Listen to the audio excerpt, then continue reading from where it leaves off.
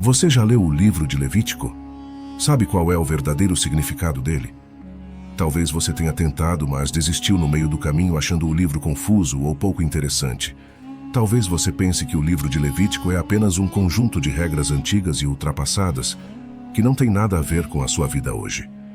Mas e se eu te dissesse que o livro de Levítico é um dos livros mais importantes e interessantes da Bíblia? Que ele revela aspectos profundos e surpreendentes do caráter, da vontade e do propósito de Deus para o seu povo. Que ele ensina princípios fundamentais e práticos de como viver uma vida que agrada a Deus e que boa parte do povo de Israel o segue até os dias de hoje. Que ele aponta para a pessoa e a obra de Jesus Cristo, o verdadeiro e perfeito sacrifício, o sumo sacerdote e nosso Salvador. Se isso te despertou a curiosidade, fique comigo, pois vamos aprofundar o conhecimento sobre os principais aspectos do livro de Levítico, agora mesmo. Vamos começar.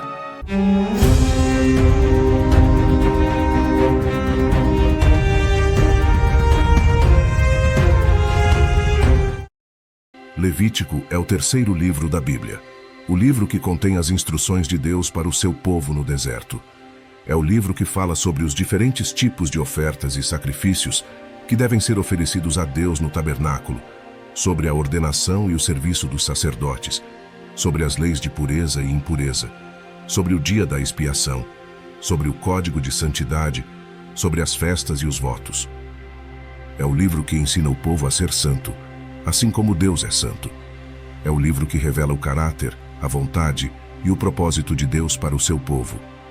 O livro de Levítico muitas vezes é ignorado ou mal compreendido pelos leitores da Bíblia.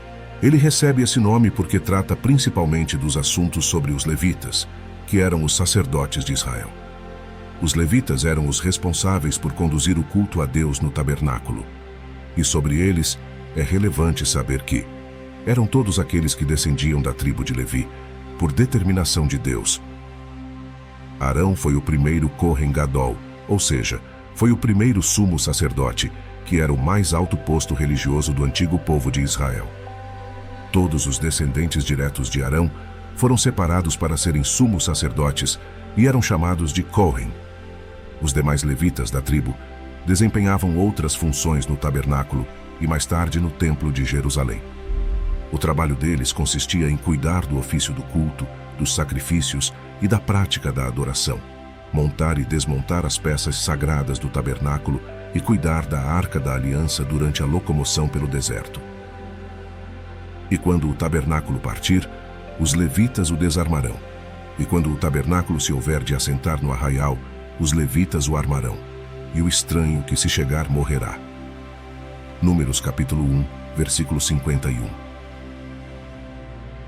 Outras funções específicas dos levitas consistiam em transportar móveis, cuidar das cortinas e véus do templo e deixar tudo muito limpo após os sacrifícios dentro do tabernáculo. Os levitas não foram contados no recenseamento de Moisés. Só quando Davi instituiu Salomão como rei de Israel, houve essa inclusão. Para terem dedicação total e dar conta de todo o serviço, que ainda incluía a preparação de pães e outras iguarias, os levitas moravam perto do tabernáculo e eram isentos de outros trabalhos. Estes são os cantores, chefes de casas paternas dos levitas, que moravam nas câmaras e estavam isentos de outros serviços, porque de dia e de noite se ocupavam naquele serviço. 1 Crônicas, capítulo 9, versículo 33. Os levitas começavam a trabalhar no tabernáculo com 30 anos de idade, sendo que a Bíblia também nos diz que alguns começavam mais cedo, uns com 25 e outros com 20, como dizem os capítulos 8 e 23 de Números, respectivamente. Dá uma olhada lá na Bíblia depois. De qualquer maneira, certo é que com 50 anos, eles paravam de trabalhar para serem mentores. Da idade de 30 anos para cima até 50 anos, será todo aquele que entrar neste serviço, para fazer o trabalho na tenda da congregação. Números capítulo 4, versículo 3. O rei Davi separou alguns levitas para exercerem funções no templo. Uns para supervisionar a construção, outros para serem oficiais e juízes, alguns para serem guardas e outros ainda para louvarem. E é nessa separação que alguns foram separados para a adoração musical. E disse Davi para os chefes dos levitas que constituíssem de seus irmãos cantores, para que com instrumentos musicais, com alaúdes, harpas e símbolos, se fizessem ouvir, levantando a voz com alegria. 1 Crônicas, capítulo 15, versículo 16. Os levitas não tinham terras, não eram agricultores nem trabalhavam com madeira ou ferro.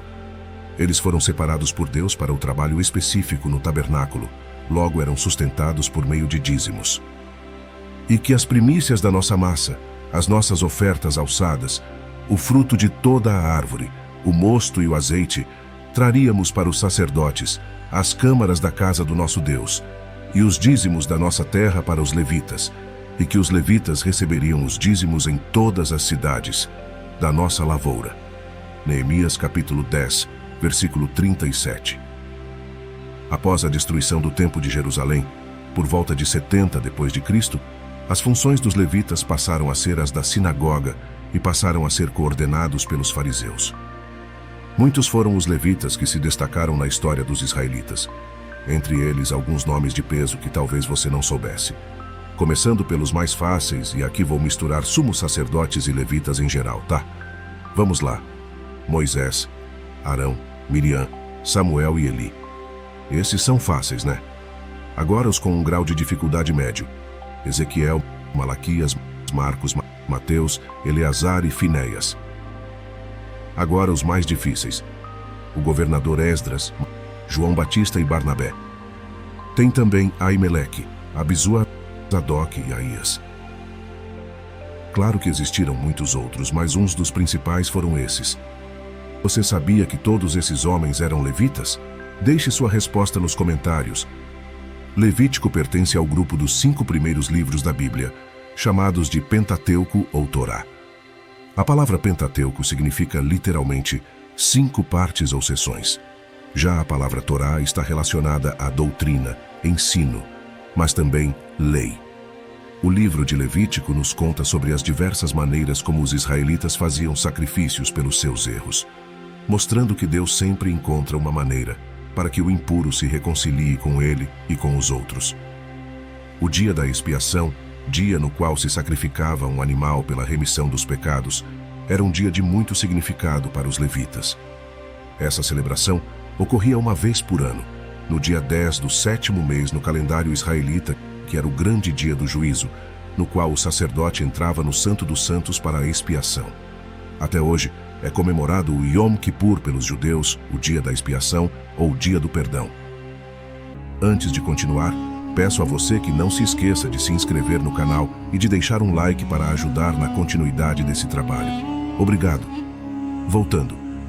De uma forma geral, segundo Levíticos, as leis sobre purificação e impureza serviam para que todo aquele que pecasse pudesse se redimir e viver uma vida santificada, enquanto as leis sobre ofertas serviam para demonstrar máxima dedicação a Deus através de louvor, gratidão e serviço. Para um melhor entendimento, vamos analisar o livro de Levítico dividindo-o em partes distintas. Diferentes tipos de ofertas e sacrifícios. A primeira parte fala sobre os diferentes tipos de ofertas e sacrifícios que os israelitas deveriam oferecer a Deus no tabernáculo. Essas ofertas tinham vários propósitos, como adoração, agradecimento, confissão, reparação e consagração. As ofertas também serviam para ensinar ao povo a importância da santidade, da obediência e da expiação pelo pecado. A expiação significa a cobertura ou o perdão do pecado por meio de um substituto. A separação e a santificação dos levitas. A segunda parte relata a ordenação dos sacerdotes de Israel, que eram Arão e seus filhos. Eles foram separados e ungidos por Moisés para exercerem o ministério sacerdotal diante de Deus e do povo.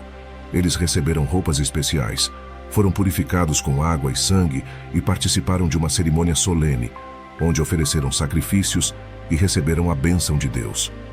No entanto, 2 dos filhos de Arão, Nadab e Abiú, desobedeceram a Deus e ofereceram fogo estranho no altar, o que provocou a ira de Deus e a morte deles. Esse episódio mostra a seriedade do culto a Deus e a necessidade de respeitar as suas instruções. Como lidar com as impurezas. A terceira parte descreve detalhadamente como Identificar e tratar as impurezas que tinham implicações nos rituais. A impureza não significa necessariamente pecado, mas sim uma condição que impedia a pessoa de se aproximar de Deus e de participar do culto. Alguns exemplos de impureza eram comer certos animais considerados imundos, ter certas doenças de pele, ter fluxos de sangue ou de outras secreções, tocar em cadáveres, etc. Para se purificar, a pessoa deveria seguir alguns procedimentos como lavar-se, raspar-se, esperar um tempo determinado, oferecer sacrifícios e outras. Uma vida de santidade. A quarta e última parte do livro enfoca o tema da santidade na vida prática do israelita. Trata-se do Código de Santidade, pois contém uma série de leis morais, sociais, civis e religiosas que regulavam o comportamento do povo de Deus. Essas leis abrangiam vários assuntos como o consumo de sangue, a proibição do incesto e da homossexualidade, o respeito a pai, mãe e idosos, a justiça e a honestidade, o amor ao próximo e ao estrangeiro, as festas e os sábados, a blasfêmia e a idolatria, os votos e as ofertas, entre outras. O objetivo dessas leis era fazer do povo de Israel um povo distinto, diferenciado em meio a outros povos, pois pretendia-se ensinar ao povo a ser santo e a refletir o caráter de Deus em todas as áreas de suas vidas. Como podemos ver, o livro de Levítico é um livro rico em ensinamentos e aplicações. Embora muitas das leis e dos rituais do livro não sejam mais obrigatórios, pois foram cumpridos em Jesus Cristo, o princípio da santidade continua válido para os dias de hoje. Partindo do pressuposto de que Jesus é o grande sumo sacerdote da humanidade, a partir do momento em que o aceitamos em nossas vidas, não somos mais os mesmos. Nascemos de novo, somos novas criaturas e passamos a nos comportar e agir de maneira diferenciada. Escolhendo assim, viver princípios de santidade. Tudo está ligado às leis do livro de Levítico, mas não de uma forma autoritária ou pejorativa, está ligado de forma que, quando entendemos que para estar na presença de Deus, para caminhar com Jesus, precisamos seguir algumas regras, precisamos ser diferentes, precisamos abrir mão de coisas seculares para fazer parte de um povo escolhido e consagrado.